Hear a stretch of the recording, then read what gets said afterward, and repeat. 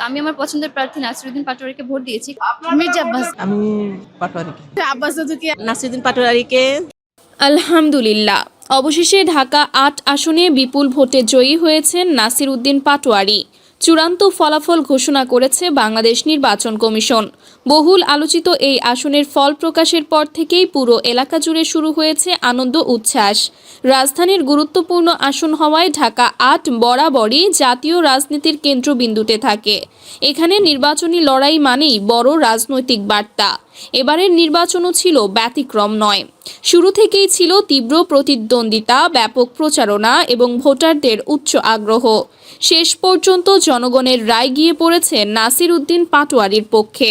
নির্বাচনী প্রচারণায় তিনি বিশেষভাবে জোর দিয়েছিলেন তৃণমূল জনসংযোগে।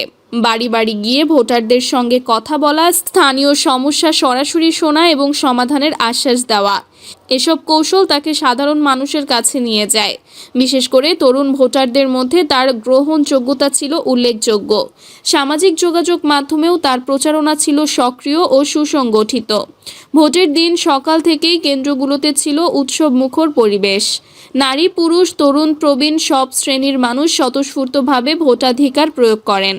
আইন শৃঙ্খলা বাহিনীর কঠোর নিরাপত্তা ব্যবস্থার মধ্য দিয়ে শান্তিপূর্ণভাবে ভোট গ্রহণ সম্পন্ন হয়। বিচ্ছিন্ন কিছু অভিযোগ থাকলেও সামগ্রিকভাবে নির্বাচন ছিল নিয়ন্ত্রিত ও সুশৃঙ্খল।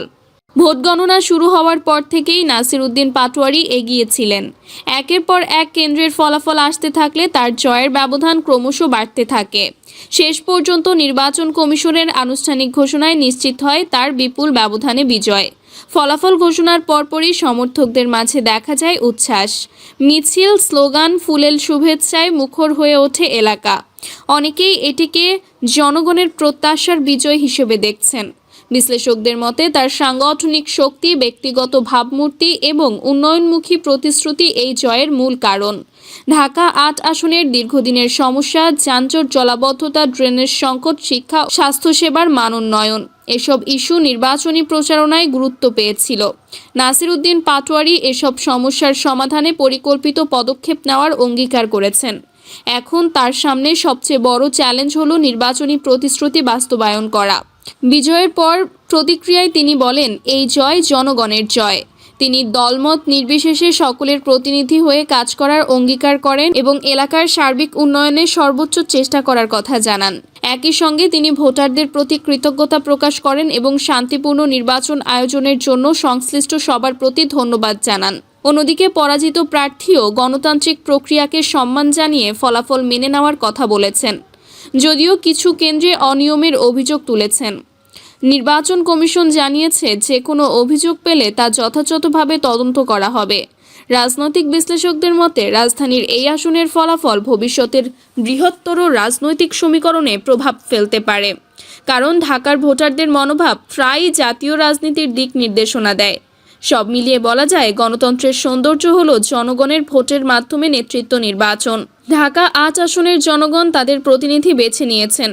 এখন সময় নির্বাচিত প্রতিনিধির দায়িত্বশীল ভূমিকা পালনের। আলহামদুলিল্লাহ, অবশেষে ঘোষণা হয়েছে চূড়ান্ত ফলাফল। বিপুল ভোটে জয়ী নাসিরউদ্দিন পাটোয়ারি। সামনে তার জন্য অপেক্ষা করছে দায়িত্ব, প্রত্যাশা এবং নতুন অধ্যায়ের সূচনা। রুমিন ফারহানা, তাহসিনা রুশদীর, শামা ওবায়েদ সহ জয়ী হলেন ৭ নারী। ত্রয়োদশ জাতীয় সংসদ নির্বাচনের ফলাফল ঘোষণা চলছে। এখন পর্যন্ত ২৫৮টি আসনের বেসরকারি ফলাফল পাওয়া গেছে। এবারের নির্বাচনে আজ শুক্রবার সকাল 10:30 পর্যন্ত ৭ জন নারী প্রার্থী বিজয়ী হয়েছেন বলে খবর এসেছে। নির্বাচনের ফল বিশ্লেষণ করে দেখা গেছে, এবার নির্বাচনে মোট নারী প্রার্থীর সংখ্যা ৮৫। তাদের মধ্যে এখন পর্যন্ত ৭ জন বিজয়ী হয়েছেন। মানিকগঞ্জ ৩ আসনে বিএনপির প্রার্থী আফরোজা খানম ধানের শীষ প্রতীকে ১,৬৭,৩৪৫ ভোট পেয়ে বেসরকারিভাবে নির্বাচিত হয়েছেন। তার নিকটতম প্রতিদ্বন্দ্বী বাংলাদেশ খেলাফত মজলিসের মোহাম্মদ সাইদ নূর পেয়েছেন ৬৪,২৪২ ভোট। ঝালকাঠি ২ আসনের ১৪৭ কেন্দ্রে পোস্টাল ভোট সহ বিএনপি জোটের প্রার্থী ইসরাত সুলতানা ইলেন ভুট্টো ধানের শীষ প্রতীক পেয়েছেন ১,১৩,১০০ ভোট। নিকটতম প্রতিদ্বন্দ্বী জামায়াতের প্রার্থী এস.এম. নিয়ামুল করিম দাঁড়িপাল্লা প্রতীকে পেয়েছেন ৬৯,৮০৫ ভোট। সিলেট ২ আসনে ৭৯,৩২১ ভোটের ব্যবধানে জয় পেয়েছেন গুম হওয়া বিএনপি নেতা এম ইলিয়াস আলীর স্ত্রী তাহসিনা রুশদীর লুনা। ধানের শীষের প্রার্থী তাহসিনা রুশদীর পেয়েছেন 1,17,956 ভোট।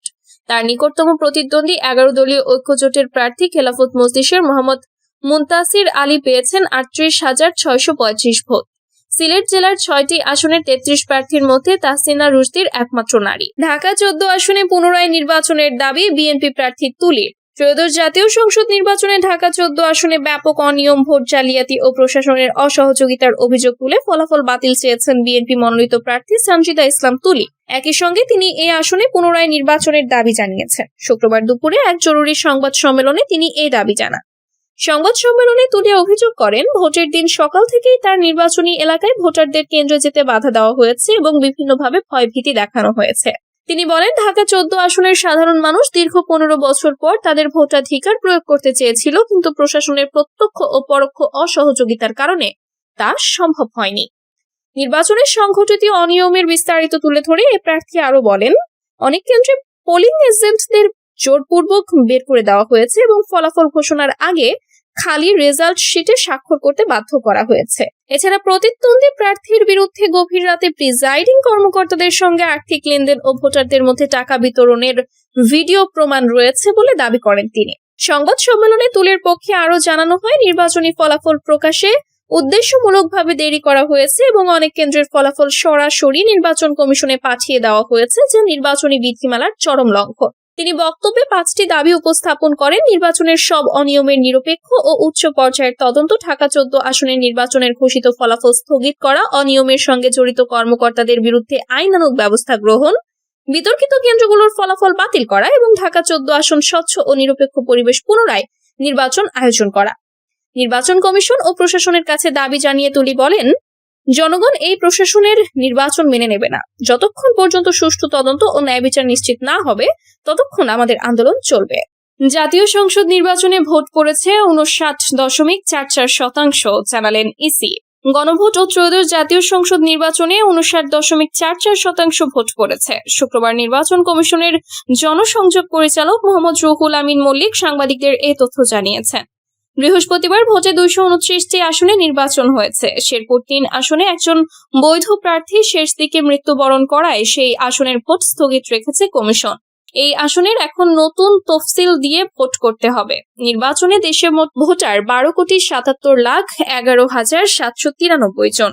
শেরপুর 3 আসনের 4,13,337 জন ভোটার সঙ্গত কারণে এবার ভোট দেওয়ার সুযোগ পাননি। ফলে 299 আসনের নির্বাচনে ভোট দেওয়ার সুযোগ পেয়েছেন 12,72,98,456 জন। এদের মধ্যে 59.44% ভোটার তাদের ভোটাধিকার প্রয়োগ করেছেন।